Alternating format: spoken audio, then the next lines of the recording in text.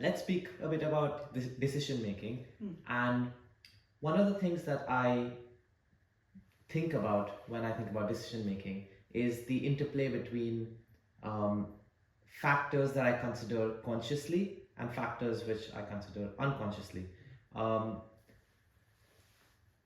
my question is this: why is it that some factors enter our consciousness and some others don't? For example, when say I am at a networking event or a party and I'm deciding who to speak to, like I might consciously think that a particular person looks quite friendly or is smiling or just like is in a spot which I can walk towards. While subconsciously I might be taking in factors like their body language or the clothes that they're wearing or subtle movements that they've made when I'm making these decisions. So, like, what decides whether something is considered consciously and whether it is not? Mm-hmm. Yeah. So I think it's first really helpful to try to think about what we mean by saying that something is conscious or is unconscious.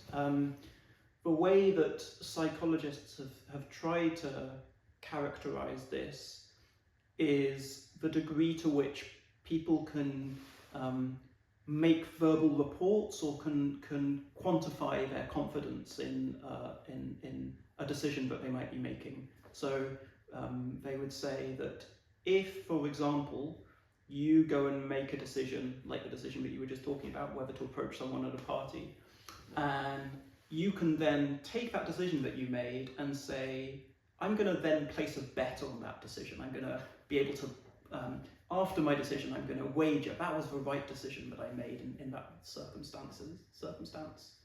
Or you're able to kind of verbally describe on it. Then you're applying something which is kind of is sometimes referred to as metacognition. So it's you're able to think about your own thoughts. So that's kind of what we would mean by something being conscious.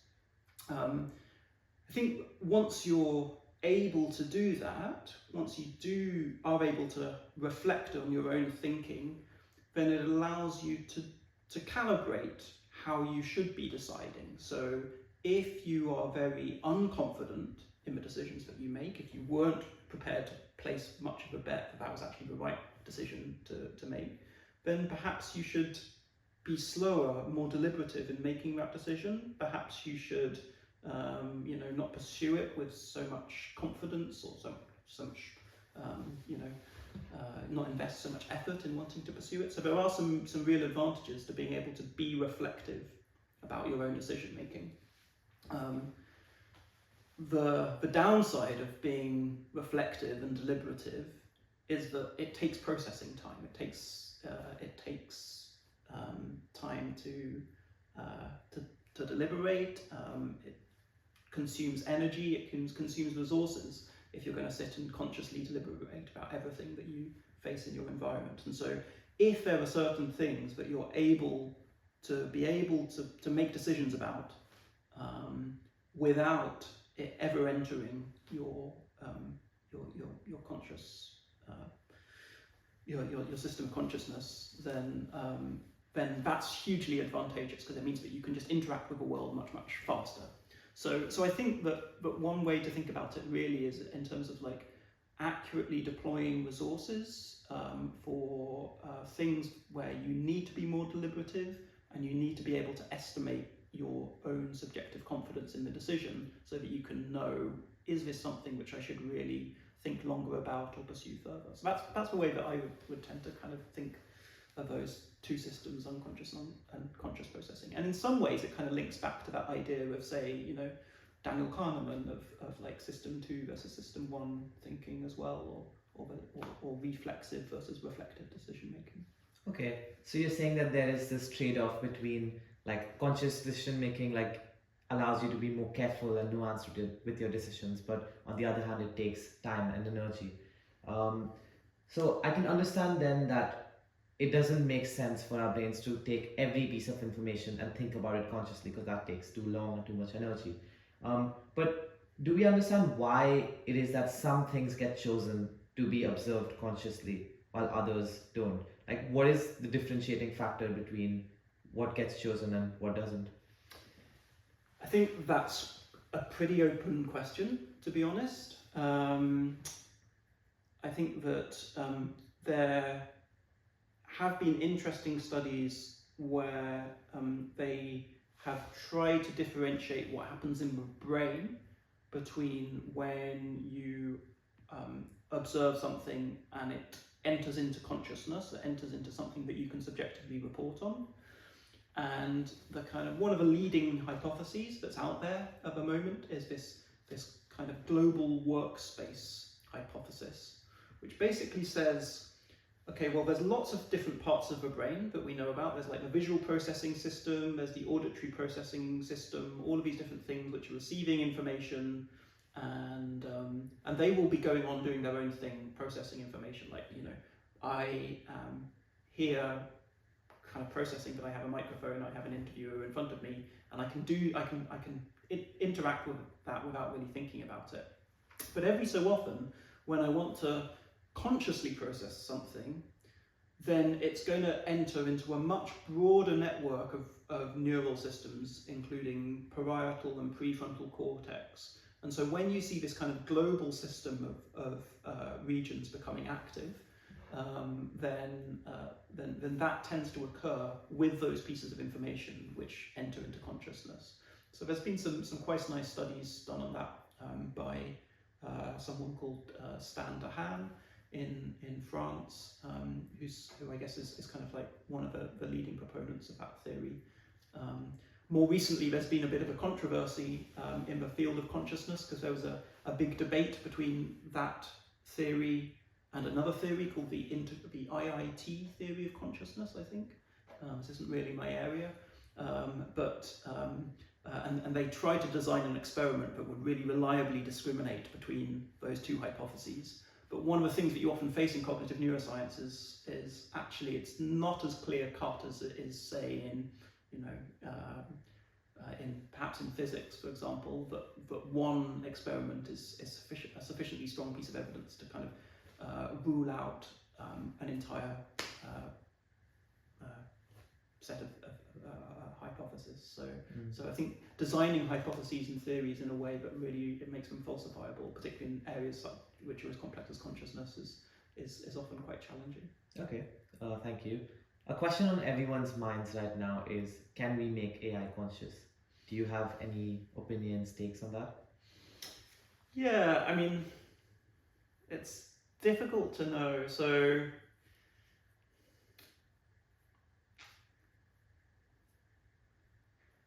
I think AI becoming conscious is probably,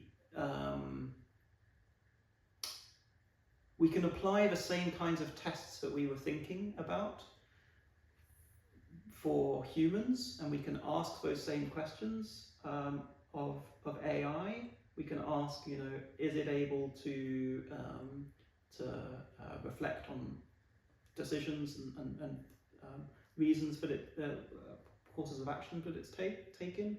Of course, we kind of have to bear in mind that the approach by which it's going about solving that is really quite different from the way that humans are going about achieving that. And so there has been a lot of recent interest in trying to take the cognitive tasks that we give to humans and getting AI to go and solve it in the same way.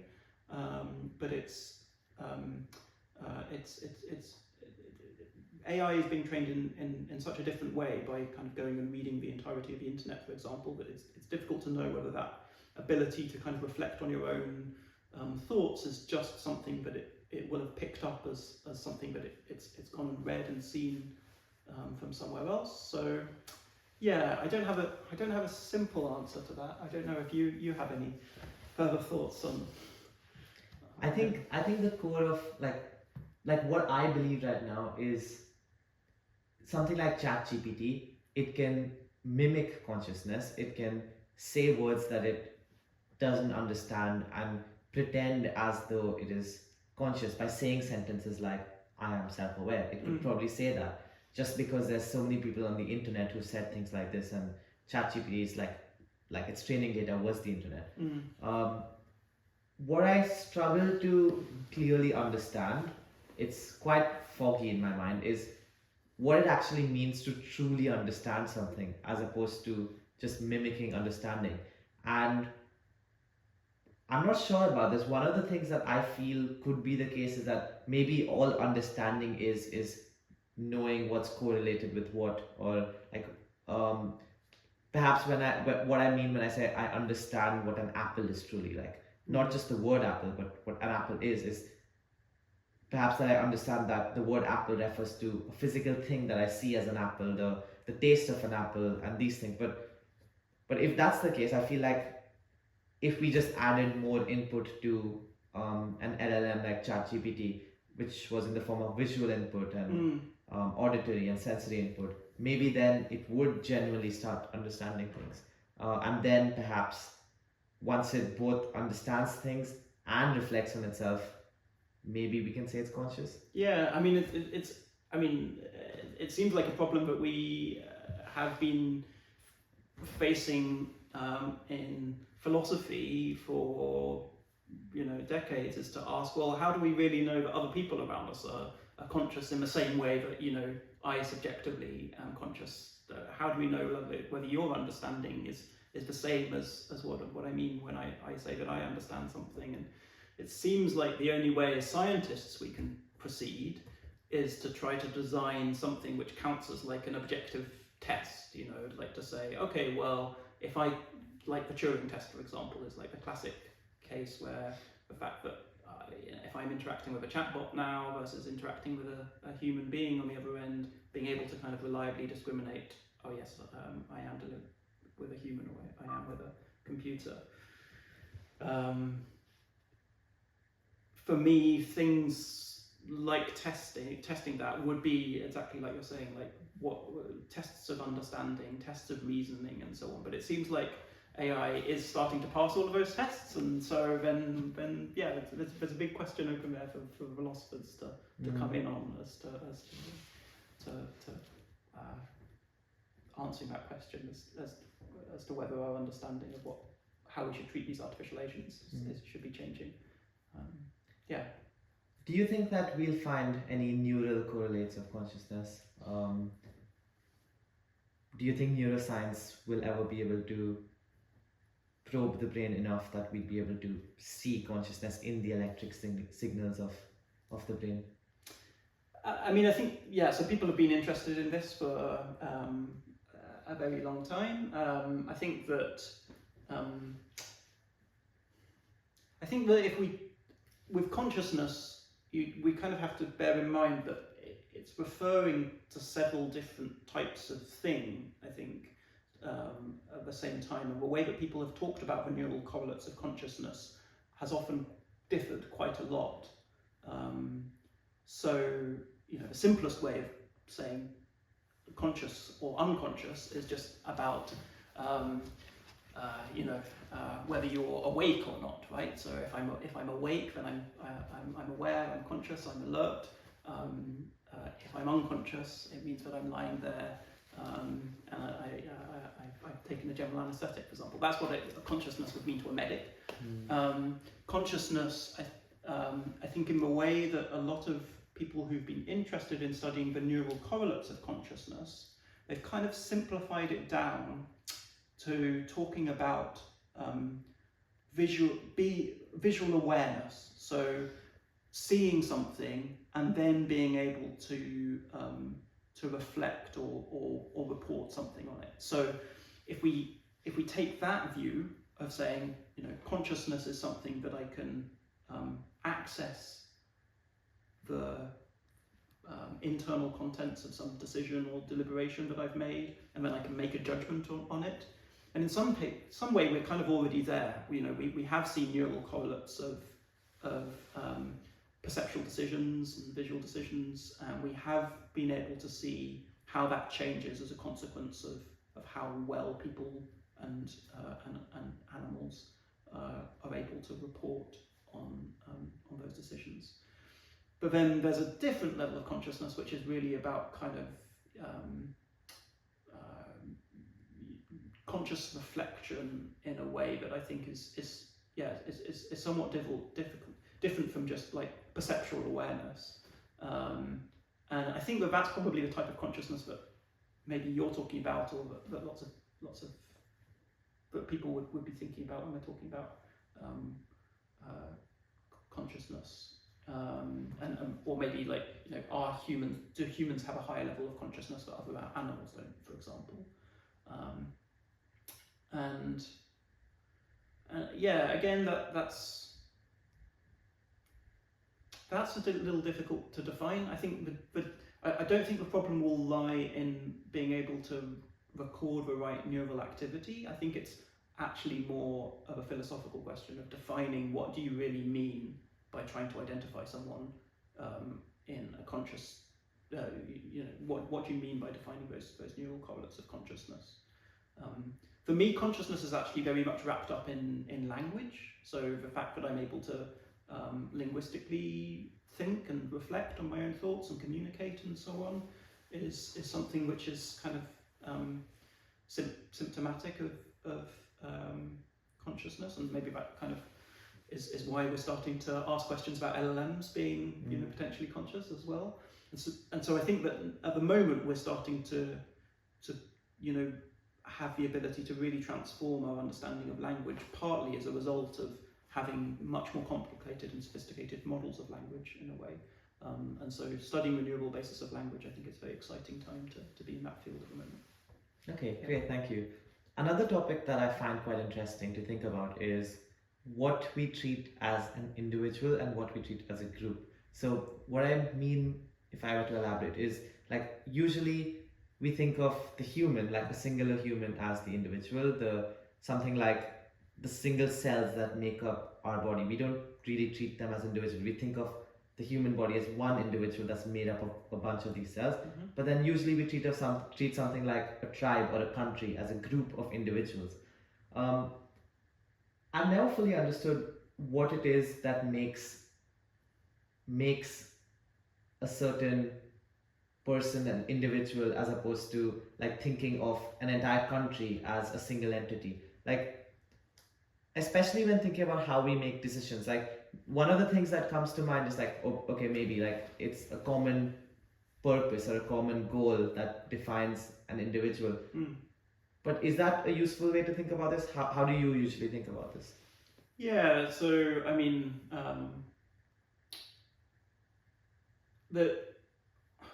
I guess there are really interesting examples out there in biology of decisions which are made in a way that kind of looks like the way that we think about decision making as individuals, but are actually made by other species in groups.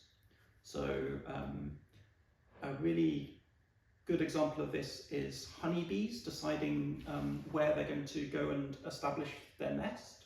And so the way that they go about doing this is they go out and forage in different sites, and then they report back to the home site using a honeybee dance to send that information, transmit that information back about the location and quality of the different locations. And then kind of collectively they vote on the different locations that they've been to see. So each bee kind of acts as kind of one unit of evidence in making that decision. I'm probably slightly oversimplifying or confusing certain areas because I'm not like an expert in this area, but that's my understanding of how honeybees go about making that decision. And then collectively they all go and forage in that one site as a swarm. So that is an example of where you can think about the decision-making system at the level of the individual. You can think, okay, well, that individual B is going there and evaluating and coming back and deciding how to report. But the right way of really thinking about how the decision is made is actually, the individual is really kind of like the group of bees going and making that choice. So then I think that's a nice way to then go and think, well, how is that acting inside the brain, for example? Like, you know, is there anything kind of equivalent to that going on inside the brain? And so there are similar kind of models of decision making, of evidence accumulation that capture that kind of winner-take-all dynamic, where you have, you know, one population of neurons which might be signaling the evidence for choosing one course of action, another population of neurons which might be signaling for making a different course of action, but ultimately they fall into an attractor state, which is we've selected this alternative or we've selected that alternative. And what defines you as being an individual neuron, as caring for those? Well, that's again linked to your anatomical connections, so how you're wired up to other neurons. The only thing which can indicate kind of like, you know, what selectivity you have as a neuron is which other neurons you can talk to in the population. So in some ways, like, it's worth thinking of the granularity of individual neurons when you're studying the brain.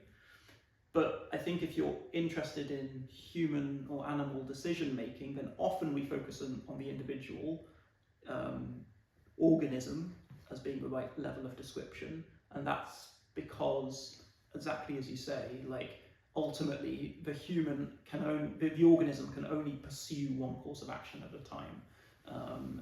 And so somehow the system has to self-organize into a manner where it coordinates action and collectively goes to act on that final course of action. But yeah, so I think, you know, ultimately individual decision making is often studied at the level of the organism for that exact reason. But that's not to say that there isn't huge benefit in being able to drill down at a level below that, like the level of cells and circuits, or at levels above that of, like, you know, how different individual organisms are interacting with one another. I see. That's very interesting. So you mentioned that, like, we can think of different groups of neurons as like voting essentially to make a final decision in the end about what the human is to do. Can we also think of like different like parts of the brain, like functional parts of the brain, as being different actors who have their own say in the decision, and they're all sort of collectively deciding in the end, each casting their vote? Let's say the visual part of the brain says something and the auditory part says something else, or maybe that's not the best categorization, but can we think in that way as well, as though there are different agents within one brain that together make a decision? Yeah. I mean, it's possible to characterize it that way. So, you know, one of the key things that you normally see in the leading up to pursuing a motor movement, so I choose to move my hand this way versus I choose to move my hand this way, is you see contralateral to that hand movement in the motor cortex, you see desynchronization in beta oscillations. So the brain is oscillating constantly, and in these oscillations, which are happening at about 20 hertz, then you see desynchronization of that contralateral hand. And if you were to measure both motor cortices simultaneously, then you tend to see a pattern of a pattern which kind of reflects the strength of evidence for making one movement versus another. Whether it's kind of neatly broken up into functionally specialized regions in the way that I was talking about earlier when we were talking about functional specialization, or whether the right way to think about it is more intermixed than that, whether, you know, if you could go and record, say, tens of thousands of neurons and then sort them into different dimensions which are relevant for representing these different types of evidence, whether those would be neatly anatomically segregated, I'm not so sure. I think that actually quite often you get very different tuning profiles and different representations of pursuing different courses of action within different parts within immediately adjacent neurons in the brain. But nonetheless, like, if we were able to measure lots of neurons' activity simultaneously and sort it in a way that kind of reflected the relevant dimensions, then it would be the equivalent of saying, okay, well, there are different populations that are representing the strength of pursuing one course of action versus another course of action. Yeah. Right, okay. Related to this, like, one thing that's confused me about how the brain works is two different descriptions of where information is stored in the brain. So, on one hand, I've heard that neurons themselves and um, neurons themselves store information, and you can isolate certain neurons that correspond to certain um, pieces of information about your environment. On the other hand, I've heard that information is actually stored in the network of connections between these neurons, and one piece of information is not stored in a particular localized region, but actually in the sea of connections. So, which one of these is right, or what's the best way to look at information in the brain? Yeah, that's a really great question. So,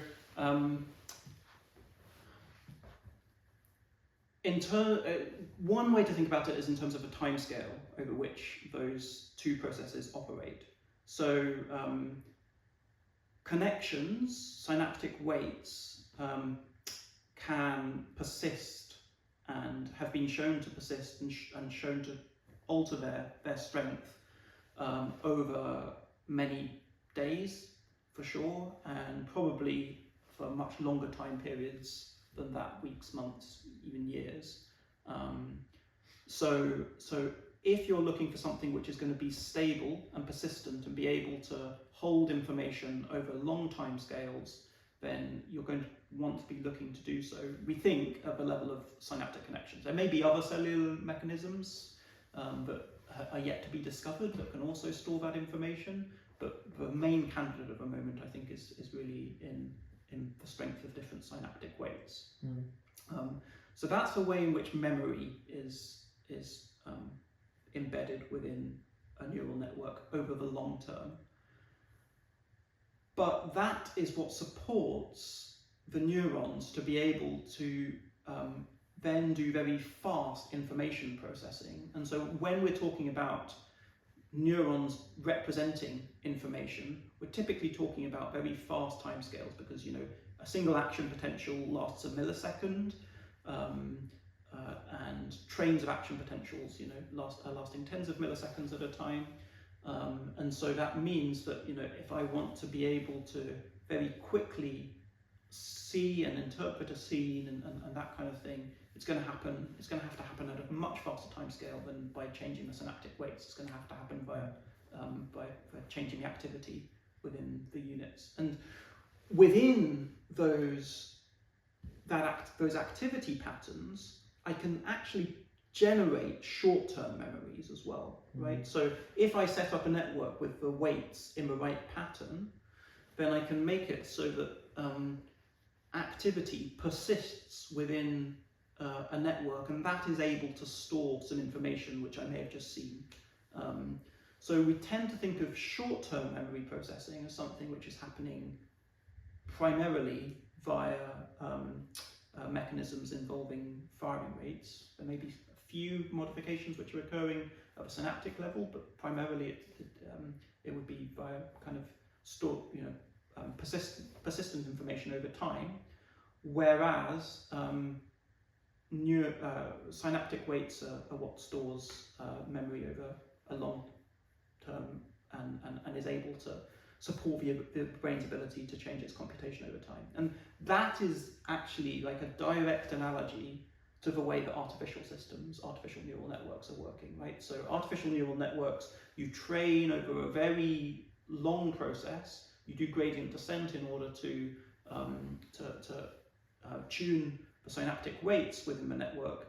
But if you then, at the time of wanting to be able to process information, the way that you typically do that is by propagating information throughout the network, and you can hold the weights static during that time. Basically, the weights within ChatGPT are basically being held static. All of that information about being able to process language is happening via the strength activation within the units within the network. So yeah, there's a direct analogy there as well. I want to conclude by asking this question. If there was a supercomputer that could answer any question you wanted about, let's say, the brain, the universe, anything you wanted, what's one question that you would ask it?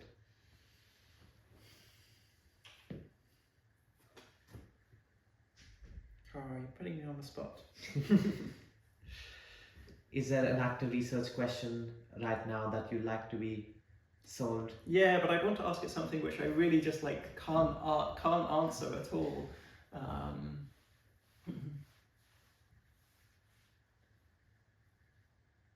I think the question I'd want to ask it is something along the lines of, are we looking at the right thing by studying firing rates and synaptic weights and or neural activity patterns that we can measure in humans and so on? Or is there some unknown quantity that we don't have a measurement device for yet, which is actually subserving like a whole suite of cognitive processes that we're just not sensitive to? I think that there's, this real spotlight problem that we have in many areas of science, but neuroscience is no exception, where we're only sensitive to asking questions with the technologies and tools that we currently have available. And so I think that there's, if we could know that there was actually like the way in which that in fast versus slow information processing that I was talking about earlier, like there's a whole slew of things which are happening in terms of really fast timescale synaptic weight changes, which we just haven't measured yet, then we could go and build a physics device or a new technology that's able to measure those approaches, and that would unlock a whole new set of questions. But yeah, so that's probably what I would want to ask it. I guess that's meaning that it's in some way omniscient, but I think that's what you've allowed me to grant with supercomputer. So yeah. That's probably what I'd go for. Great, thank you very much for joining me on this podcast. Brilliant, thanks a lot. It's been a lot of fun. Thanks.